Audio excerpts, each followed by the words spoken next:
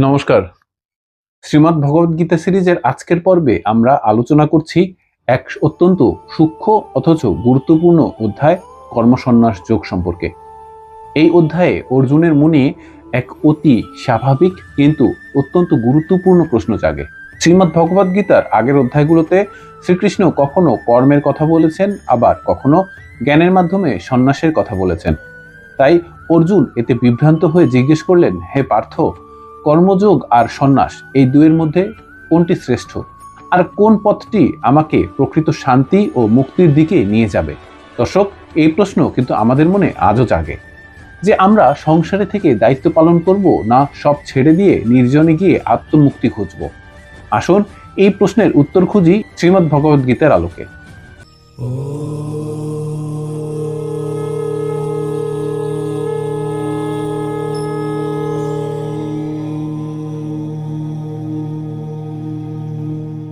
অর্জুন যখন প্রশ্ন করলেন, শ্রীকৃষ্ণ অত্যন্ত শান্ত ও স্পষ্টভাবে অর্জুনকে উত্তর দিলেন, কর্মযোগ ও জ্ঞানসহ সন্ন্যাস উভয়ই আমাদের মুক্তির পথ, কিন্তু কর্মযোগ সাধারণ মানুষের জন্য গ্রহণ অধিক সহজ ও নিরাপদ।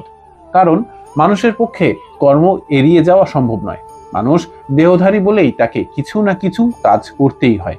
কিন্তু এই কাজের ভেতর থেকেও যদি আসক্তি ত্যাগ করা যায় এবং কর্মফলের লোভ না থাকে, তাহলেই সেই কর্ম সন্ন্যাসের রূপ নেয়।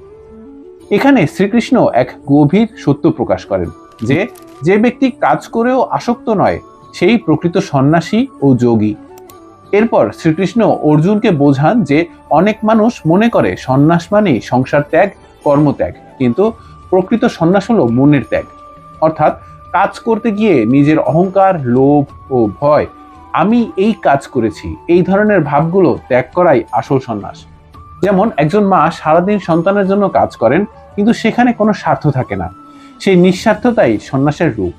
তাই শ্রীকৃষ্ণ বলেন যে যে ব্যক্তি কর্তব্য পালন করে কিন্তু নিজের লাভ ক্ষতির হিসাব করে না, সেই প্রকৃত সত্যিকারের মানুষ। এই অধ্যায়ে শ্রীকৃষ্ণ আরো বলেন যে জ্ঞানযুক্ত কর্ম মানুষের মনকে পবিত্র করে। যখন মানুষ বুঝতে পারে যে সে কেবল যন্ত্র নয়, আবার কেবল দেহও নয়, তখন তার কর্মের ধারণা বদলে যায়। প্রকৃত জ্ঞানী ব্যক্তি জানে যে সে কর্তা নয়, প্রকৃতি সব কর্ম সম্পাদন করে। তাই সে সুখে অহংকার করে না, দুঃখেও ভেঙে পড়ে না। ঠিক যেমন নদী আপন গতিতে বয়ে চলে, সে প্রশংসায় থামে না বা নিন্দায় দিক বদলায় না। জ্ঞানী মানুষের জীবনও তেমনি স্থির ও শান্ত। এরপর শ্রীকৃষ্ণ আত্মা ও ব্রহ্মজ্ঞান সম্পর্কে আসেন। তিনি বলেন, যে ব্যক্তি প্রকৃত জ্ঞান লাভ করে তার দৃষ্টিতে সবাই সমান। যে ব্যক্তি ব্রাহ্মণ, চণ্ডাল, জ্ঞানী অজ্ঞানী, বন্ধু শত্রু এই ভেদাভেদ করে না, কারণ সে জানে সে সব দেহের ভেতরেই একই আত্মা বিরাজমান। এই সমদর্শীরাই হলো মুক্তির লক্ষণ। যে চোখে সবাইকে একভাবে দেখা যায়, সেই চোখ আর অন্ধ থাকে না।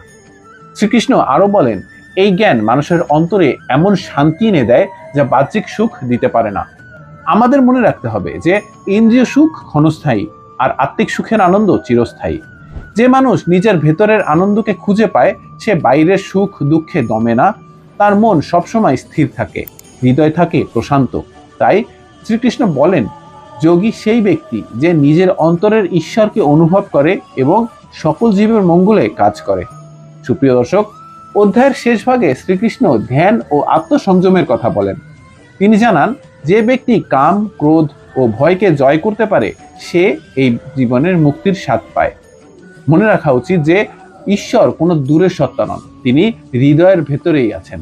যে ব্যক্তি শান্ত চিত্তে তাকে স্মরণ করে, নিজের কর্ম ঈশ্বরকে অর্পণ করে, তার জীবনে অস্থিরতা আর থাকে না। দর্শক, এই অধ্যায় থেকে আমরা শিখতে পারি যে কর্ম এড়িয়ে যাওয়াই সমাধান নয়, আসক্তি ত্যাগ করাই আসল সমাধান।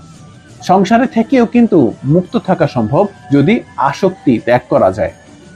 আর প্রকৃত সন্ন্যাস বাহ্যিক কিছু নয়, বরং এটা সম্পূর্ণ মানসিক ব্যাপার। সবাইকে যদি আমরা জাতিভেদ না করে জ্ঞানী অজ্ঞানী সবাইকে সমান চোখে দেখি, সেটাই হচ্ছে প্রকৃত জ্ঞানের স্বরূপ। এবং সবশেষে গুরুত্বপূর্ণ হচ্ছে অন্তরের শান্তি হচ্ছে আসল সুখ। আজকের ব্যস্ত প্রতিযোগিতাময় জীবনে আমাদের জন্য এই শিক্ষা অত্যন্ত প্রয়োজনীয়। আমাদের প্রতিনিয়ত কাজ করতেই হবে, আর মনে রাখতে হবে যে কোনো কাজ যেন আমাদের আসক্ত না করে। আর আমরা আমাদের দায়িত্ব পালন করব, কিন্তু অহংকার ছাড়াই। সাফল্য এলে বিনয়, ব্যর্থতা এলে স্থিরতা, এই ভারসাম্য কর্মসন্ন্যাস যোগের শিক্ষাগুলো অত্যন্ত প্রয়োজনীয়। আমাদের প্রতিনিয়ত কাজ করতেই হবে, আর মনে রাখতে হবে যে কোনো কাজ যেন আমাদের আসক্ত না করে। আমরা আমাদের দায়িত্ব পালন করব, কিন্তু অহংকার ছাড়াই। সাফল্য এলে বিনয়, ব্যর্থতা এলে স্থিরতা, এই ভারসাম্যই আমাদের রক্ষা করে চলতে হবে। গীতার পঞ্চম অধ্যায় আমাদের জীবনকে সহজ করে বলে দেয় যে সংসার ছেড়ে পালাতে হবে না, বরং সবকিছুর মাঝেই সত্যকে খুঁজে নিতে হবে। কাজের ভিতরেই আসল যোগ, সংসারের মাঝেই আসল মুক্তি।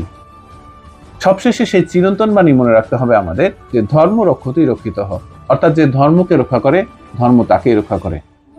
নমস্কার সবাইকে।